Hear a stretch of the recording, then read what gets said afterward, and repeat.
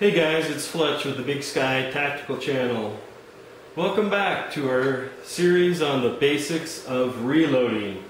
And like we've been talking about in the previous videos, reloading is a great tool to have in your basket, so to speak, to help, especially if things go bad at some point in time, because if you have a stockpile of the basic components, you can remake ammunition.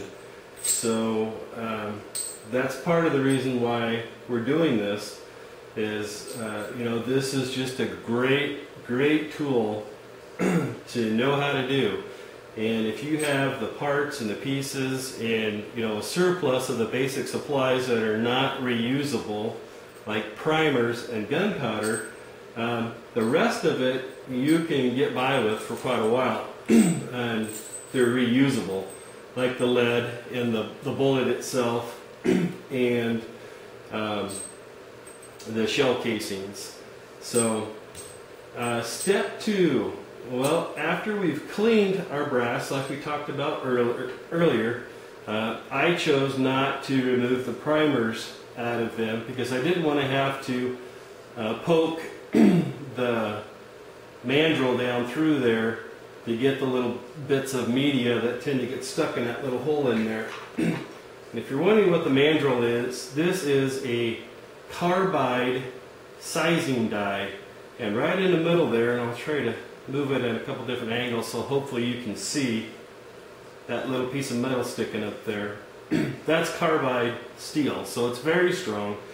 So you can just take a 3/4 inch wrench and a 1/2 inch wrench, and you can take that out, and then you can just use it to poke the holes through. So really pretty easy. The die sets that I'm using are manufactured by Lee. It's a Lee Deluxe Carbide set. And what you get with the set, you get a little scoop for your powder. You get charts that come with it that cover how much powder to put in for bullet type, things like that. You also get a bullet seat, as I like to call them, or a shell holder is probably a more common term. You got a shell holder. You have your sizing die and primer decapper, and what that does is it sizes the outside diameter of your shell casing full length. So if you have a little bit of deformity up here on the rim of your shell, after you run it through, it'll pretty well straighten it out. Now if it's bent in a little too far, that won't be corrected until we get to flaring, and we'll talk about that in a minute. But so that's what your sizing and decapper die does. It sizes the outside diameter of your shell, and it pushes that primer cap out. And then the next step that we do is, if I'm the right die here,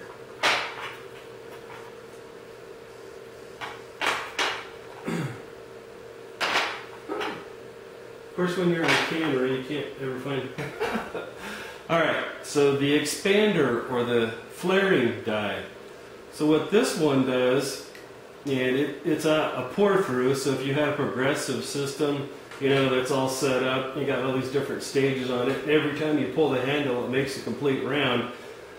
The gunpowder can actually pour right down through there, but if you're using just a single stage die like this, it's really not, in my opinion, not of much use.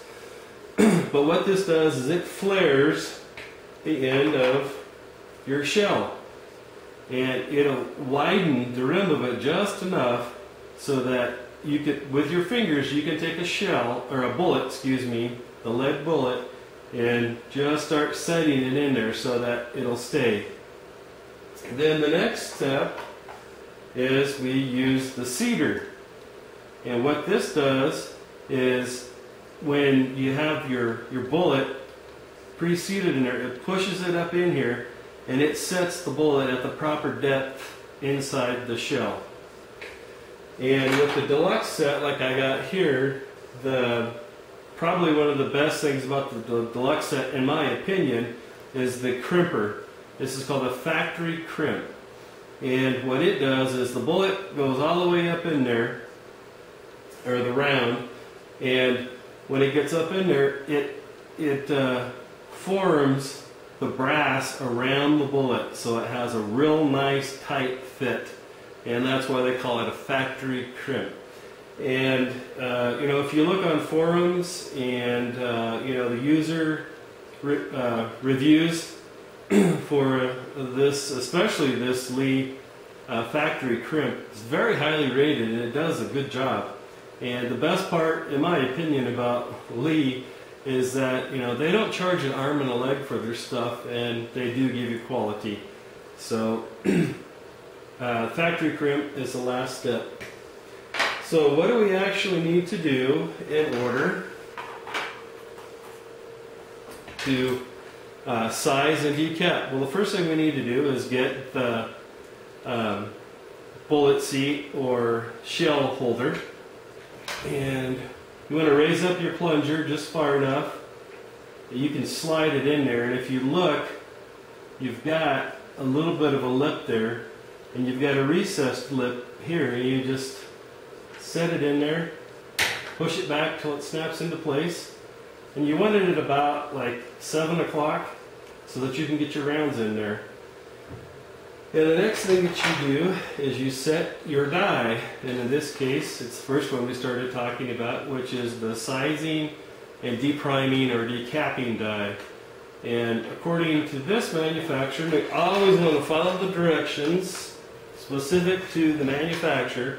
And what they tell you to do is put your plunger all the way up and then screw in your die until it touches. And then you just finger tight, you tighten this lock nut on the outside. And we're set to go. And the next step, you get a shell casing that still has the primer in it. You slide it in, gently push it up till you see the shell casing come popping out, and there you go. We also talked earlier about, you know, the trade-offs of taking that primer out ahead of time or not.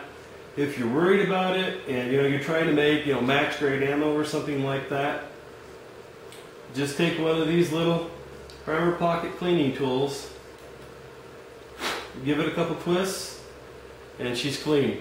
Unless you've reloaded them, you know, in my opinion, like 4, maybe 5 times, you're probably really not going to have enough in there that's going to make a difference just for doing target practice or bulk ammo, something like that. So, but of course, you know, each to their own. If you disagree, you know, we can both be grown-ups and agree to disagree and move on. But that's the way that I like to do it. So I typically don't worry about it unless it's filthy in there. So again, you just slide your shell in, easy gentle motion till you see it pop out. The case, the primer casing.